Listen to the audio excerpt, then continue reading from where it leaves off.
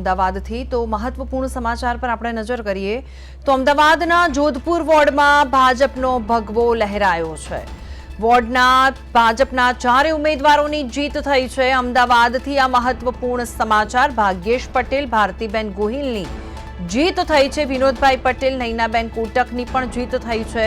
ચારે ચાર જે પેનલ છે તેમાં તેમની જીત થઈ છે। જોધપુર વોર્ડની મતગણતરી હવે પૂર્ણ થઈ ગઈ છે।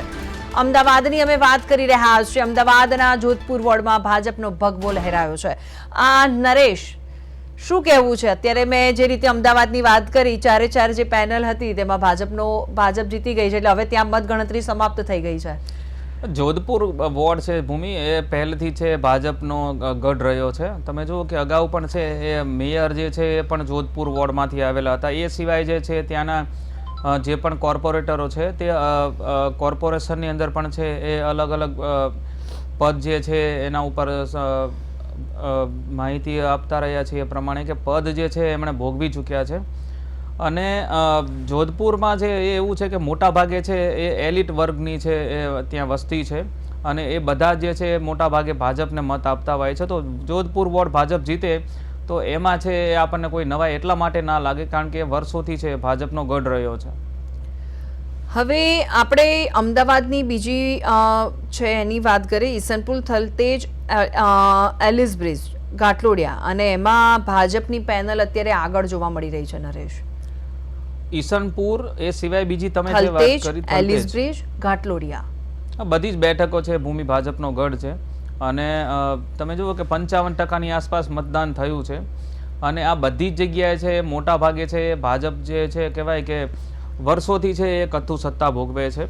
પણ સવાલ બીજો એ જ છે કે અત્યારે જો ભાજપ, આપણે જેટલી બી વાત કરી રહ્યા છે તેમાં ભાજપ આગળ છે અથવા તો ભાજપ જીતી ગયું છે, એ આપણે જોવા અને સાંભળવા મળે જ છે।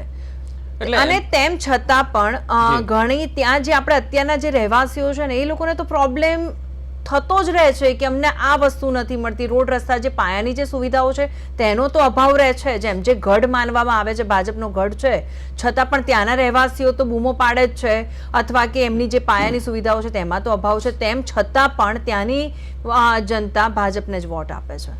એટલે ભૂમિ, એમાં બહુ સ્પષ્ટ વાત એ છે કે ભાજપ જીતે છે પણ એની પાછળનું કારણ છે, આપણે તમે જુઓ કે જર્નાલિઝમની અંદર છે એ આપણે સતત એક વાત કરતા આવ્યા છીએ અને એ વાત જે છે એ છેલ્લા 2 દાયકાથી છે આપણે એની ચર્ચા કરીએ છીએ કે ભાજપ ગુજરાતમાં જીતે છે તેનું કારણ એ છે કે વિપક્ષ નબળો છે। જો વિપક્ષ જે છે એ ભાજપની સમકક્ષ હોય તો આ પ્રકારે છે એ પરિણામ આપણને સાવ એક તરફી જોવા ના મળે। અને અત્યારે એ તો એવું છે કે વિપક્ષ નામની જે એક લોકશાહીની અંદર છે એક મજબૂત પીઠબળ હોવું જોઈએ, એ જ મતદારો માટે છે નહીં અને એના કારણે જે છે એ મતદારોમાં એ હદે નારાજગી પ્રસરેલી છે કે એને એવું લાગે છે કે હું કોઈને મત આપીશ કે નહીં આપું એનાથી કશો કોઈ ફરક નથી પડતો, કારણ કે સત્તામાં તો જે છે એ છેવટે ભાજપ જ આવવાની છે। એટલે એ જે છે એક મેસેજ જે છે એ લોકોમાં જ્યારે પણ ચૂંટણી આવે ત્યારે વધારે ને વધારે છે એ દ્રઢ ક્યારે થાય?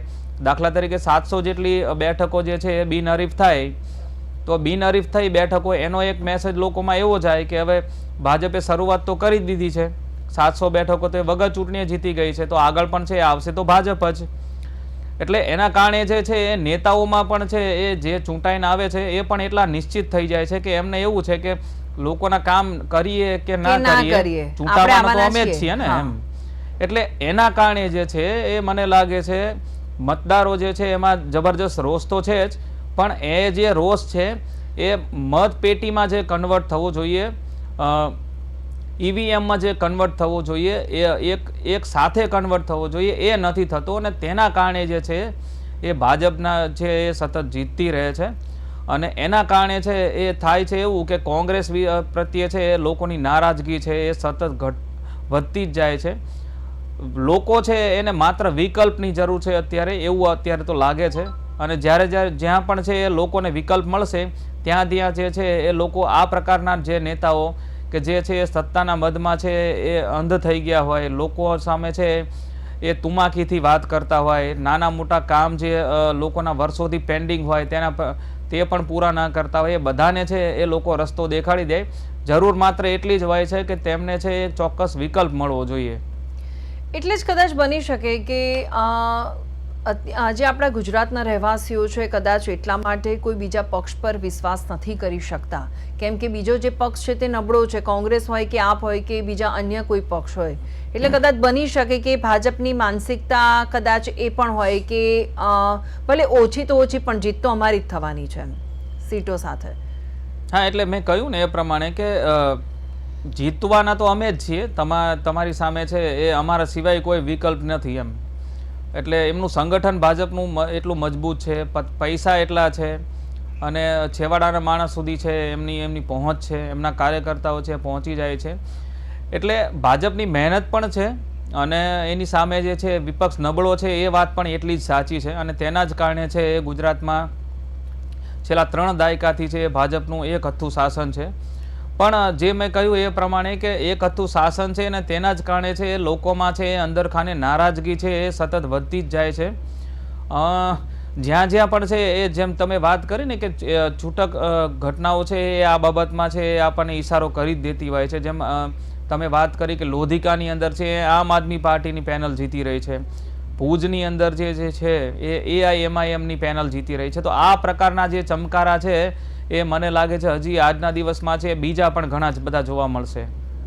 હવે આપણે આ તો બધી અમદાવાદની વાત કરી છે, તો હવે વાપીની વાત કરવી છે મારે. તો વાપીના મનપાના વોર્ડ નંબર 6 અને 2માં ભાજપની પેનલ જીતી ગઈ છે. બિલકુલ ભૂમિ, એમાં કંઈ નવાઈ ના લાગે, કારણ કે વાપી જે છે એ સુરતથી નજીક પડે છે, નવસારીથી નજીક પડે છે.